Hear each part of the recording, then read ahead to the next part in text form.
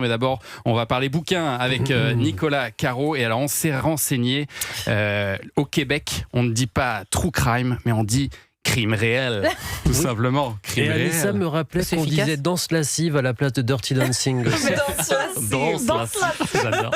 Non, mais c'est vrai que true crime, c'est moche. Bah mais oui, c'est moche. En fait, il n'y a pas vraiment de traduction possible parce qu'il ne faut pas non plus que ce soit un essai. Ça veut dire en fait que c'est des faits réels, mais racontés avec des techniques de roman. C'est ça. Et ça, c'est très américain. Ils appellent ça la narrative non-fiction. Donc, on essaie de le faire non-fiction narrative en France, mais c'est vrai que ça ne marche pas. Bon, on va trouver. C'est vrai que crime réel, c'est pas mal. C'est pas mal. On s'approche. Ça veut dire ce que ça veut dire. Mais hein. oui.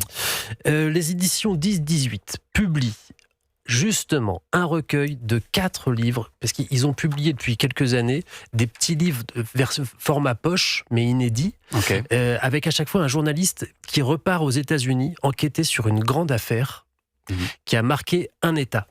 Et l'idée au départ, c'était d'avoir un livre d'enquête par État des États-Unis. Et donc là, il y en a une douzaine maintenant. Et là, ils font pour la première fois un volume qui rassemble les 4 premiers. Et ça s'appelle True Crime, donc tout simplement aux éditions 10-18. Alors, il y a notamment, je ne vous les fais pas toutes, mais il y a Alice Crimmins, qui est une histoire incroyable. Je ne comprends pas que tout le monde ne connaisse pas encore cette histoire. Jamais entendu. Ça a été écrit par la journaliste Anaïs Renevier. Ça se passe à New York, dans le Queens, en 1965. Une femme est accusée d'avoir tué ses 2 enfants, qu'on a retrouvés dans un terrain vague. Et elle est accusée pour une seule raison. C'est parce qu'elle a des amants. Et on est en 65 aux États-Unis, à New York. Et en fait, il y a quelques mini-suspicions, mais pas plus que pour son ex-compagnon, etc. Mais juste, il va y avoir une campagne hyper misogyne à la sauce 1965 à New York, aux États-Unis, avec tout un ensemble sociologique délirant sur la condition de la femme à l'époque. Et elle va être accusée, et il y a un procès, et elle va être condamnée. Pour ces infos. Mais je vous dis pas la parce fin. qu'elle trompe son mari. Je vous dirais pas parce qu'elle le trompe, parce qu'ils n'étaient plus ensemble, mais parce qu'elle a des amants. Ah, d'accord. Voilà. Mais c'est pas elle qui a tué ses Mais enfants. il y a plein de ressorts dans cette histoire, c'est complètement dingue. L'affaire Alice Crimmins, elle est dans ce recueil. Il y a l'affaire du Golden State Killer aussi, qui est peut-être plus connue. C'est ça Golden State Killer. Ça c'est William Thorpe qui l'a écrit. On est en Californie. Le Golden State Killer, il a été parce que le Golden State c'est la Californie. Il a été arrêté en 2018, mais il a sévi dans les années 70.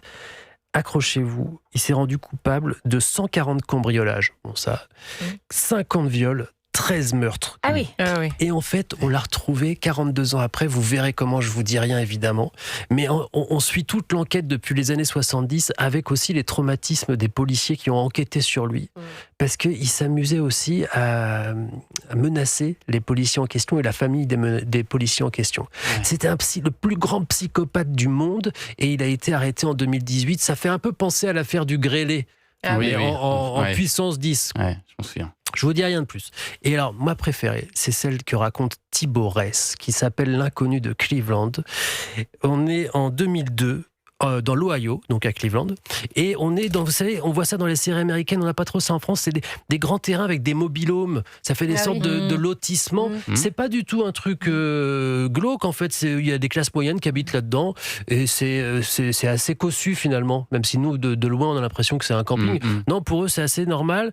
Et il y a, parmi ces studios, il y a un gars qui s'appelait Joseph Chandler, et qui est un mec très taiseux, qui bossait à l'usine pas très loin, mais personne ne le connaissait parmi ses collègues, alors que ça faisait 20 ans qu'il y était.